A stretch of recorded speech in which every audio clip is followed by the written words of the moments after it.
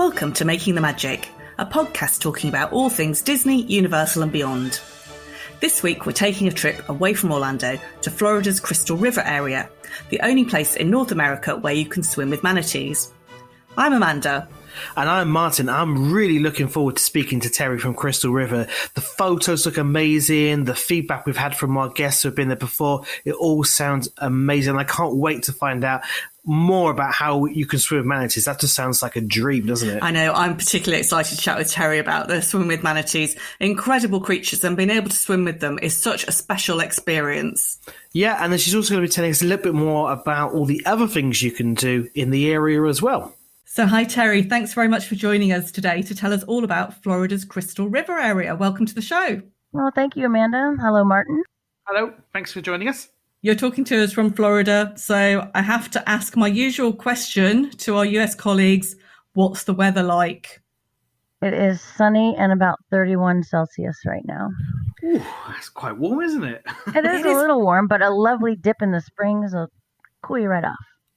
Yeah, I don't have any springs to dip in, but I have to say it's a rare, very sunny day here today. I think we're tipping about 27, 28 degrees. So Same in Paris as well. Right? Yeah, nice blue sky. So usually when I ask people that question when they're over in Florida, it's a horrible grey, rainy day here. But yeah, I'd still probably rather be there. But what can you say? You've got places to cool, and you've got air conditioning. We don't have air conditioning. Yeah, this is one of those rare days when aircon would be very much appreciated. So Terry, tell us, people might not have heard of Crystal River.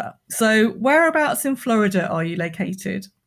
Well, Crystal River is located about an hour and 40-minute drive from the Orlando attractions and the Orlando airport. So you drive northwest, and we're on the Gulf Coast of Florida on the west side. So you've got those nice warming Gulf waters on that bit of the coast there. We do, and that is a big key factor in what makes us the manatee capital of the world. Yeah, that's quite a claim, but it's definitely true, isn't it? That is one of the big attractions for the Crystal River area. So we'll get straight into it. Tell us about these fantastic creatures and how people can interact with them. Oh, absolutely. Well, we are very fortunate here because we've been established a program that we are allowed to swim with manatees in their own environment because there are many policies in place where you are just to float. We practice what's called passive observation. So you just float and still, and you kind of just want to act like a manatee on top of the water and just float. And they're very curious as well as have horrible eyesight. So they have to get up close to you to figure out what you are. And if you're just being very still, they will literally come right up to you. They'll up to your mask and feel it with their mouths, and you have long hair, they'll think it might be seagrass, so they might like put their mouths on your hair. People might not have heard of what a manatee is, so just describe. I mean, it's a mammal, not a fish that you're getting in the water. It is a mammal. Isn't it? They are actually a descendant of the African elephant. When the continents divided, the manatees went in the water and the elephants stayed on shore. So you will see a manatee has ivory nails, the nails that an elephant would have, the same on their feet. So there's a couple of, and also have the same mouth structure as well. So they're vegetarians. They don't have a lot of fat on them, although they look like they would be pudgy. They're just mostly muscle and bone skeleton and a little thin layer of skin. It's that causes them to have to seek out warm waters when the wintertime comes. So when the temperature in the Gulf goes below about 20 Celsius, they have to find that warm water. And that's where we come in because we have over 76 springs of natural Florida aquifer water coming up at a constant temperature of 72 Fahrenheit, which is 28 Celsius. So that keeps them warm. Otherwise, they can suffer cold stress and die. So we have manatees year round here. But if you want to see them by the hundreds, the best time to come is between November and the end of March when it's still chilly out in the Gulf. And they are, as we said, they're large. So how big can they get to be? The largest one, I think, can be around up to 1,800 pounds. I mean, have no fear. When you get in the water and you see them for the first time, it's very surprising. Like many of your listeners, perhaps, when my first time in the waters here, I did not know what a manatee was. I just happened to be out on a boat with some friends for my first time in Florida. I saw one swimming towards me. And I quick panicked and I threw my beverage away and I started swimming back to the boat. And they were all laughing at me because they're the most docile and gentle animal, but I didn't know what it was. So I was freaking out. I mean, people will be perhaps experienced swimming with dolphins. How is it different doing the swimming with manatees? It's different in that this is in their environment, where the dolphin experience is contrived. They're contained. We are in the manatee's environment, and as such, we have to respect that. So we are not allowed to touch them unless they come up and touch us first. We cannot disturb them while they're eating. We cannot disturb them while they're sleeping. We can't have a mass of people gather around them and sort of corner them. There's some very strict rules in place. And so but you're seeing them eat and sleep and breathe, and sometimes you can see them mating, and just it's very natural. It sounds a lot better than sort of seeing these kind of animals when they're in captivity and they're in sort of like the tanks and things. Because you said you're actually going to be able to see them out in the wild. They've got the space to go and do their own things, and we're the visitors, which correct. We're in the zoo basically. They've come to see us effectively. Yeah. And if they don't come to see you, they swim by you and pay no attention to you, and then the others will want to roll over and want you to pat their belly. I'm used to being ignored by humans, so I don't know. I'm sure I'll be fine if I'm ignored by manatees as well. I won't take offense to it. It's okay. So you were saying about lying there. So you wear a mask and I assume a snorkel, and then you're face down. Is that right? As opposed to lying on your back, correct. Floating. That is correct. Yep. Because I wasn't sure. I wasn't sure you had to lie on your back. And I was thinking, how do they then come and pop up? But actually, yeah, it makes more sense. So you're face down, looking down into the water with your snorkel and your mask on. Now, Amanda, have you ever sort of done snorkeling and that kind of stuff? Yeah, I have. Yeah, I quite like snorkeling. Yeah, I like snorkeling as well. But the first couple of minutes, it kind of freaks you out because you shouldn't be able to breathe underwater. So every time I've always done it, I've always kind of had to calm down. You can breathe underwater. It's fine whilst you're looking underwater. So once I get past that, I'll be absolutely fine. And is the water quite clear then? It's in crystal clear water because it is spring water, hence the name Crystal River. But yeah, and the other thing too, in respect to you talking about how you have that panic moment when you first start snorkeling, a lot of folks do that, but you're in water that you could feasibly stand in if you're 5 feet tall. Oh, so okay. You'd be able to, put your feet down and get acclimated before you do the whole floating thing. And there's always the reputable tour operators always have somebody in the water with you. So there's a captain stays on the boat and sort of watches out over everybody, but then one of the other captains is in water with you, just in case you need help, or if you don't see the manatee that can be like just off to your peripheral vision, they'll point you in that direction and show you where it is. I suppose they know what to look out for. They're looking out for the little. I saw they can see the bubbles coming up. They can see the bubbles. Breathing. They have a big fan tail, and so when they're swimming, the tail comes up towards the surface of the water and it creates rings. And so that's when you know that the manatee's swimming by. They also have to come up for air. As Amanda mentioned, they're mammals. So they have to come up for air every 7 to 12 minutes or so. And you'll see their snout just come up. So in the wintertime when they're all in Three Sisters Springs, which is this beautiful set of 3 springs that are just blue as blue can be. But in the mornings when they're all gathered in, there's hundreds of them, just all you hear is, they're all coming up at different times. It's like a symphony of nostrils, It's really neat. Wow. So if you were going out on one of these, you say they're organised tours. So you're going out on a boat with a group to go into the springs. That's how you access the area? Yes. And in what we call manatee season is November to March. So November 15th to March 31st. And during that time, the springs are blocked off to people, to boats, to kayaks, everything, because it's a refuge, a safe, warm water refuge for the manatees. So you can't get in the springs in the wintertime.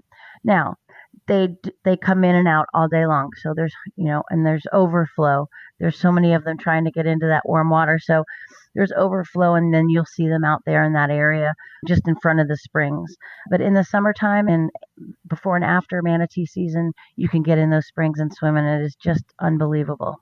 And do you need to wear a wetsuit to? Yes, you wear a wetsuit, not so much because the water is cold, but more so to help you with your floating, for your buoyancy.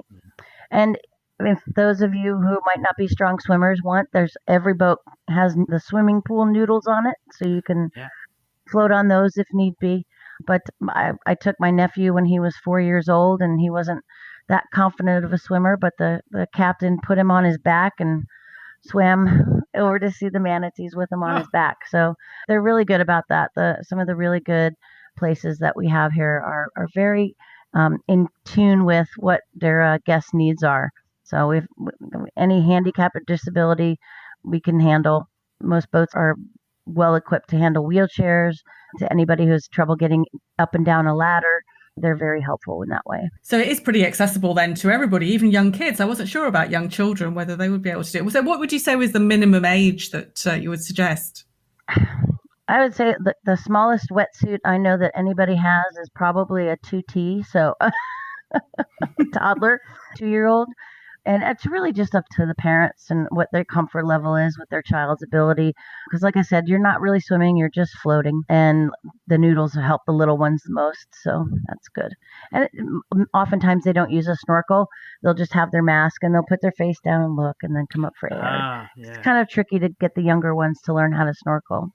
I suppose if they're used to swimming in the UK, if they go to swimming pools with their parents a lot, if they know they're going to be coming over, actually you could practice this and have a snorkel and get the kids used to breathing underwater and using a snorkel. So when they do go over, it's not a new, the experience is about the manatees, not about the looking underwater with a snorkel. That's a great idea. And I do know one of our properties, at least one, will offer a snorkel lesson the night before you go out on your manatee tour. So you can practice in the pool. Well, that's a very good idea. Yeah, I think I might need a little refresher in snorkeling. It's so long since I've been out in waters where you can go snorkeling. I might need a little refresher lesson. But can't really do that in the UK, can you?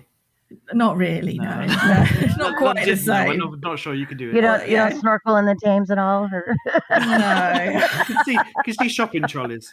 Yeah. No, I think it has to be somewhere very warm to be doing snorkeling for me anyway. And you said before they will come and interact with you, the manatees, won't they? I mean, I haven't done it myself, but I've seen lots of films of people doing it, and say these enormous. I say beautiful. I think they are beautiful creatures. They're maybe not in a conventional sense, but it must be incredible to have them come up and, like I say, interact with you.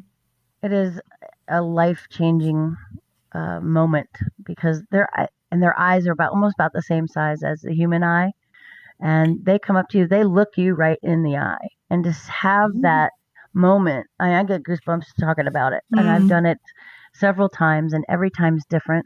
Because every manatee is different. So you have different experiences every time. And it's life-changing. And if people didn't want to get in the water with them or weren't able to, are there places that you can go and watch them where you're not in the water?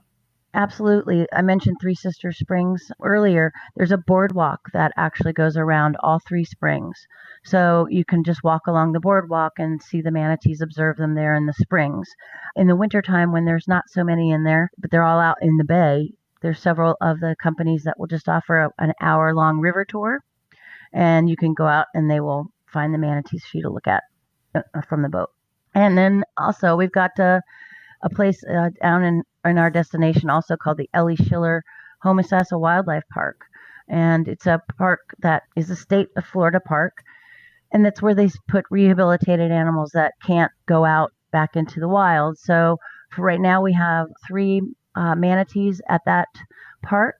And we have what's called the reverse fishbowl. So you walk down into a fishbowl in the pond or the spring where they're kept, and you'll see them there along with a bunch of fish, and then just hundreds of animals and reptiles and things indigenous to Florida, with the exception of Lou the hippo.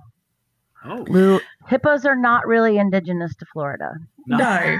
Where did Lou come from then?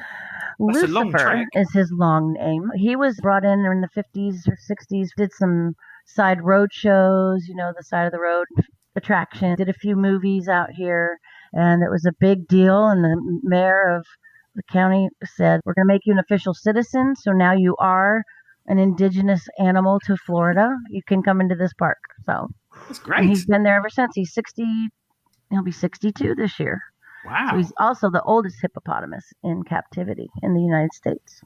Wow.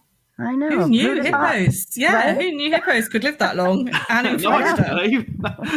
Obviously suits the climate. Obviously suits. He's doing well. Yeah. I'm sure he's also quite well looked after as well, isn't he? He's very well looked after, spoiled actually. So. I know from looking at the trips that you can go on to swim with the manatees that the people who organise them who are very keen to educate people about the manatees as well, isn't it? So, you have to have a proper briefing before you go in the water with them, and there are opportunities to learn more about them. Absolutely. You have to watch a video called Manatee Manners before you go out on the boat, and that's put together by the United States Fish and Wildlife.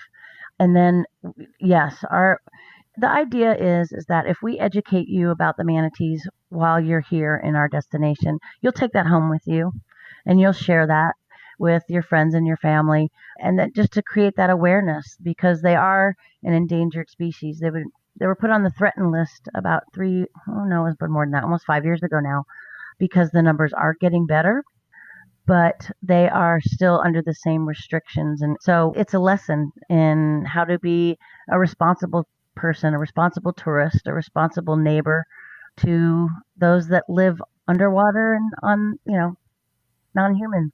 So. And why are they endangered then? Why are they a species that are under threat? They were actually hunted for quite some time for their nails, for the skin, and then some of the indigenous people here at the beginning also ate them. There's not a lot of meat on them, but if times are tough, that's what they do. So the Florida manatee sort of numbers dwindled down quite a bit. And in 1960, Dr. Jacques Cousteau, who you might be familiar with, came out here and helped with a manatee called Sewer Sam. He actually got out and got stuck in a sewer drain. And Jacques Cousteau came right here to Three Springs, and you can still see the plaque that's underwater that talks about Sewer Sam and the whole thing. But then that's who set up originally, became the first advocate for the manatees in our area. And they're quite susceptible to boat injuries and things like that, aren't they? They are. We have a very strict idle boating policy in all of our waters until you get out to the coast, to the Gulf, just for that reason. Trouble being is, we are a tourist destination, and there's some people that just renting boats for their first time, and they've got so many things on their brain other than watching out for something they're not really keenly aware of. Too, when you rent a boat here in this area, you have to watch that Manatee Manners video as well, because a boat strike can cause internal damage. Propeller strikes, those when you see them with sort of lined patterns down their back, that's a propeller strike. That is the thing that endangers them most, are humans in boats. So we're really cautious of that in this area. Yeah, and need to keep them going so that, we can enjoy them in the way that we're supposed to, don't we? Now, as well as the manatees, that's not the only wildlife you've got in the area. Tell us a bit more about what else you can see when you're out on the water or in the area. Absolutely. Well, our fishing here is just world class for a couple of reasons. One is we have the freshwater in the springs, so you get freshwater species, but then you just go out a little bit and the water becomes brackish, mixed with the salt water.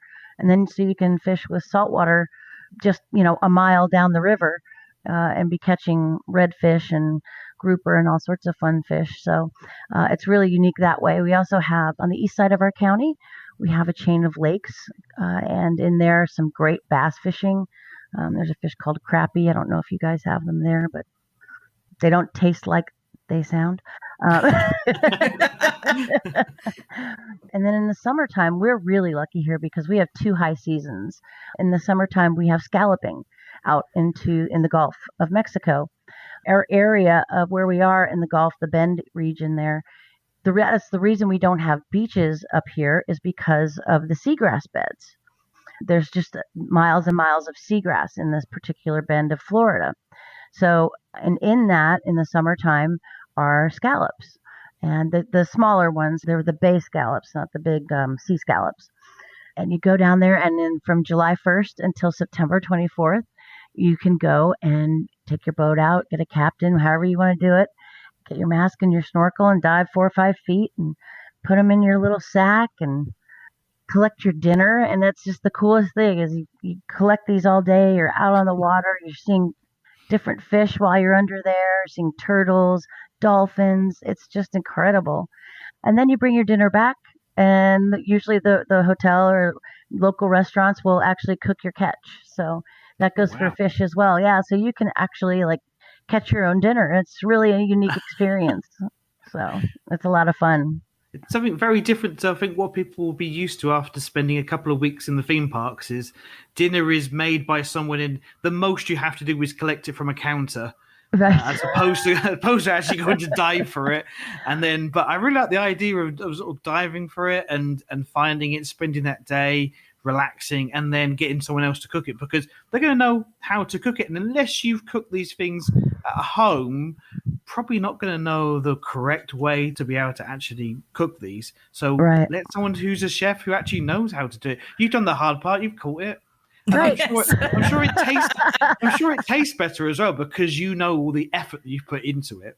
I know. It's really so neat to do. It really is. And I love it. It's like Easter egg hunting for adults, because you're down there and they have these iridescent sets of eyes, and when the sun comes through the water, it reflects off of those, and it looks like a little Easter egg, and you're just chasing it, and it's so much fun.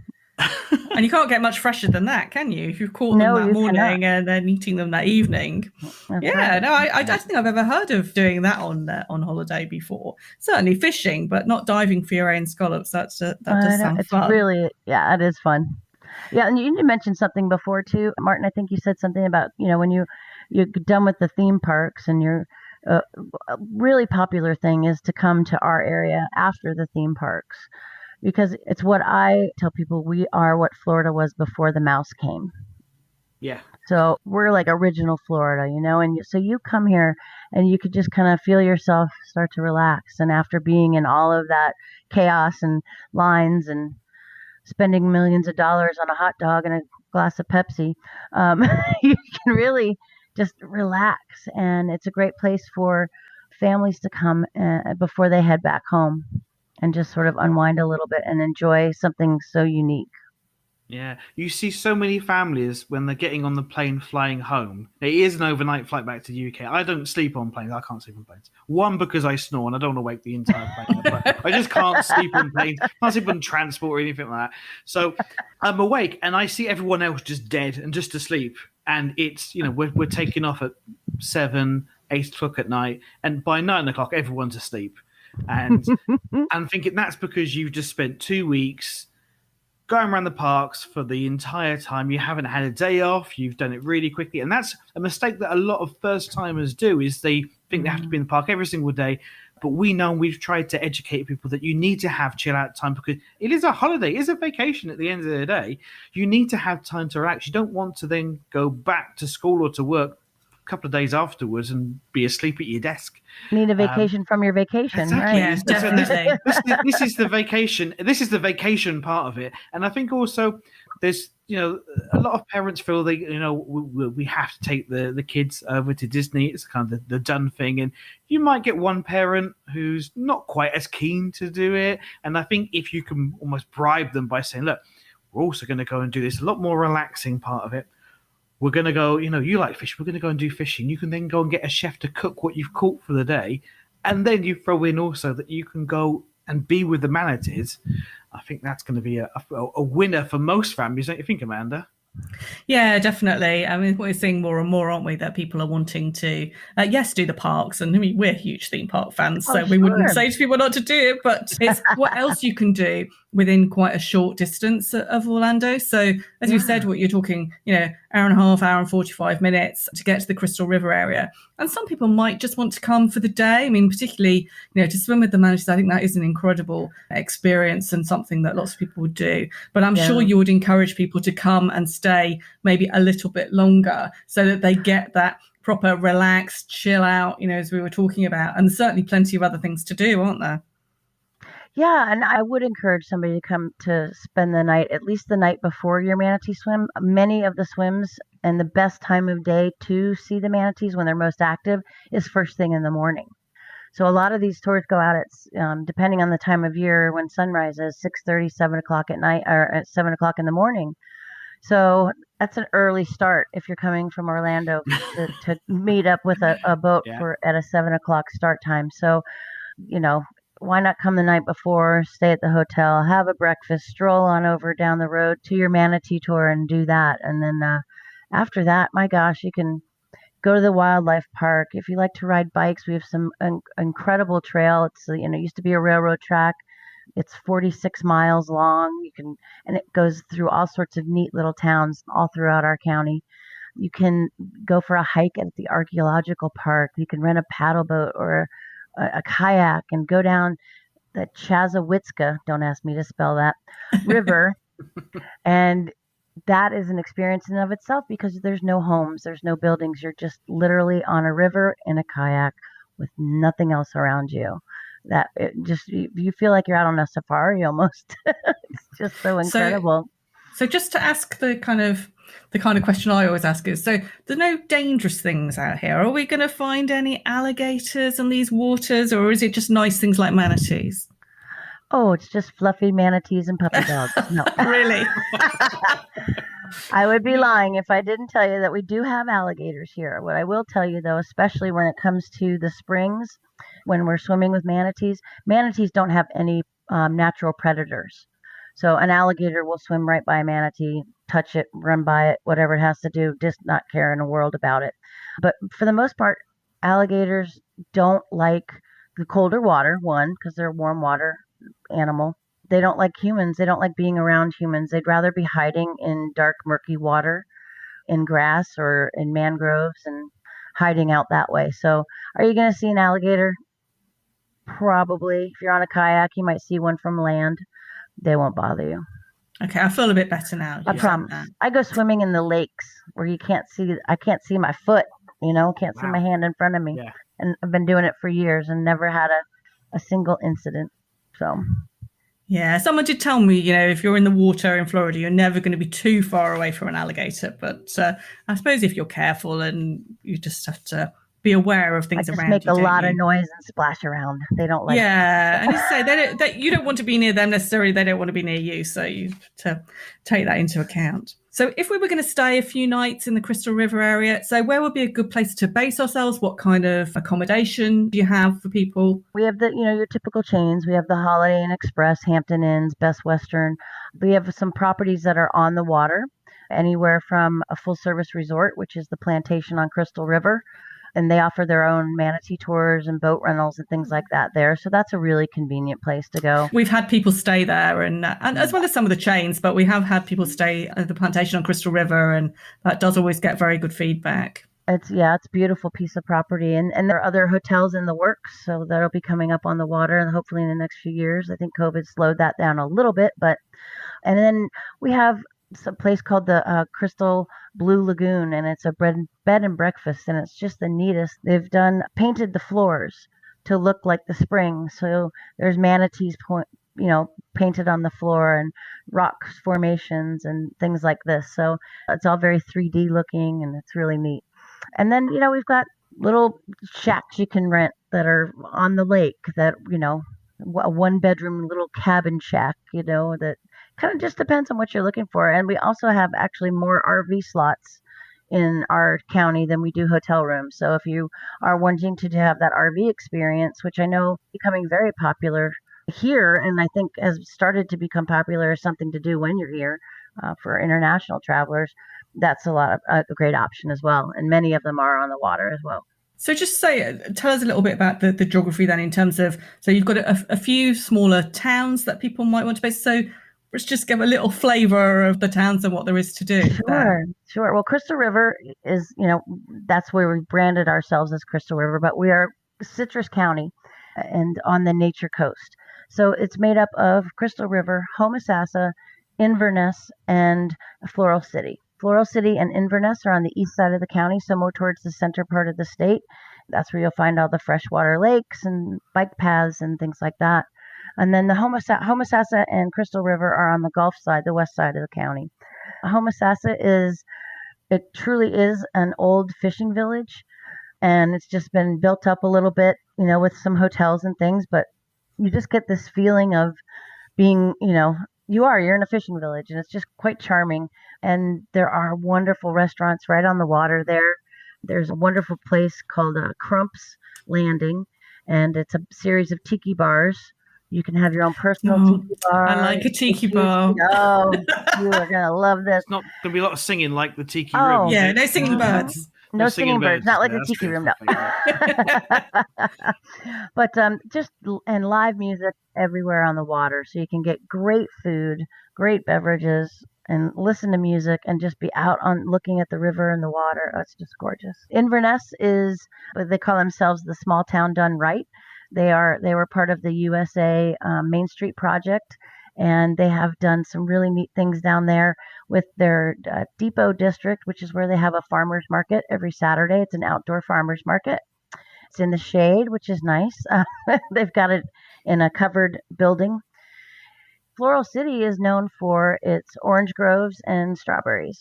So we have the Strawberry Festival that we have every year in March. Festivals are another fun thing to do around here.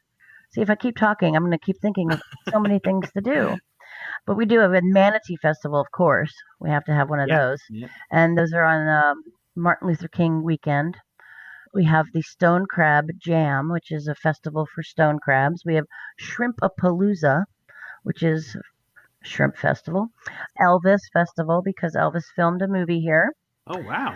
Yeah, and it was Follow That Dream, and it was filmed in our courthouse and in different locations around the county. So we have an Elvis Day in the summertime, and gosh, we just have festivals after festival. It's so much fun. There's always something to do here, always.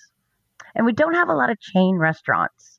They're all mom and pop kind of places. So when you come here, you can I know that saying live like a local was really popular before all this COVID hit, and that's definitely what you can do here. I mean, you can eat. I never eat at the chain restaurants. I always eat at the local places.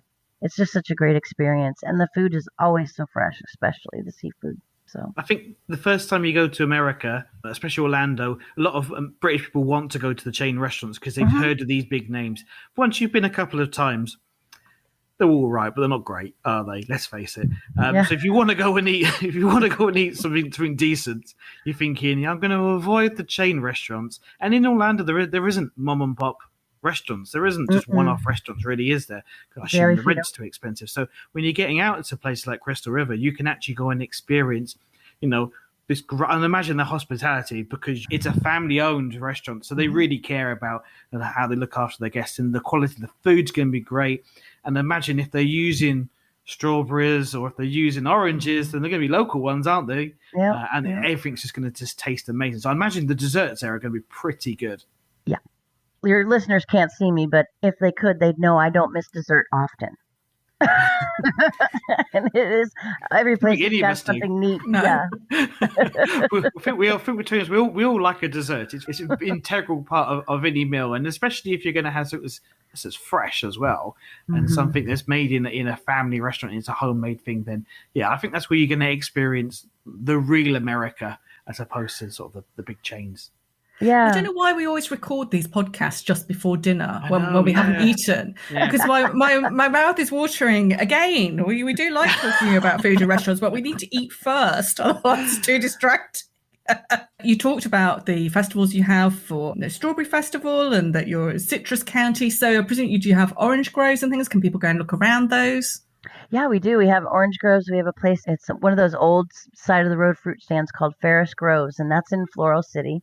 On the east side of the county, and you can go in there and go around the orchard and see the oranges, and then they have a big gift shop where they all sorts of locally made jams and jellies, and during strawberry season they also do strawberries, so you can pick strawberries there. We also have a wonderful blueberry season too, and we're in that right now, as a matter of fact, so you can go and pick blueberries and come home with a 5-gallon bucket of blueberries that you'll have in your freezer for years to come.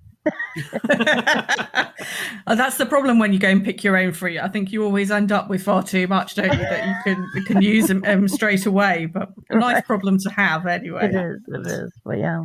So we usually end the show with some hints and tips. I mean, you've already given us lots of good advice for, visiting the area. But is there anything in particular that if somebody was visiting that you would say, you must go and do this? Well, obviously the must is the manatees. I mean, that's just an experience you can't have anywhere else. So that's for sure. And I would say if you're so inclined to get out there and get in a kayak, or it's really a neat way to see the nature in our area and kind of get a little bit closer. So that's a must do if you're comfortable with that. If not, go to the wildlife park. It's really incredible. I mean, you'll see alligators and deer and bear and jaguar and panthers and, all sorts of things that we have here in Florida. Bald eagles. Did you mention the bears? When I said to you about are there any nasties? We steered clear of the bears, didn't we? But bears, you just need a picnic basket and you're fine, I believe. Picnic basket and honey, I've been led to believe. Honey and picnic baskets. I'm not sure it's that sort of bear. Yeah. No. Black bears, yeah. But they're smaller than normal bears. So I don't need to be nervous about the bears. Yeah. And then I would say definitely find yourself a place on the water to enjoy a meal, whether it's at lunch or dinner, and just experience that. It's just amazing. And we have some very talented musicians in this area too, so it's an entertaining experience as well. I think based on what you've said, I think my top tip would be to people to spend a bit of time, because we do get people who just go for the day to do swimming with manatees. And I think that's good, particularly if people don't have their own car. We have lots of people who don't want to drive or don't drive when they come to Florida. So there are those day trips that people can take so they don't miss out on that experience. But if you are able to drive yourself, then it is definitely have like 3-4 nights, and you say you're going to get there the night before, so you've got that nice early slot for doing the swimming with manatees, but then enjoy all the other things. I say I'm still thinking about sitting in the waterfront restaurants, but lots of other things as well. Take a day and go scalloping, get out in the Gulf of Mexico and go see some dolphins, and it's so natural. It's just incredible. And it's so different when you experience these things in nature as it's supposed to be, rather than something that's been set up. So it's amazing. I'm wake up every day just incredibly impressed with where I live and how fortunate we are.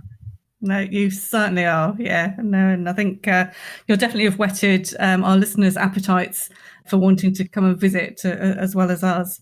Wonderful. Well, we're looking forward to having everybody back. It has been too long since we've welcomed the Brits back to our little area of wonderment here. So hurry on back.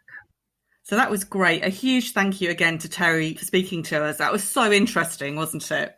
Really, really super interesting, and just amazing to hear about all those experiences that you can do. The swimming with the manatees, being out there in the springs, and the food as well. It does sound like such a change of pace from what you're going to be doing in the parks, isn't it? Yeah, and like lots of the places we chat about that are outside of Orlando, I mean, it's possible just to take a day trip, but you're going to experience so much more if you can spend 2 or 3 days in a destination. I think, as Terry said, you need to spend at least and the night before your manatees experience, at least one night beforehand, to make sure you kind of got the amount of time that you need to do when you're there. But as you said, there's plenty of different things to do as well. You can have it during your trip, at the end of your trip, maybe the beginning of your trip. There's plenty of time on your next trip to Orlando to include some time at Crystal River.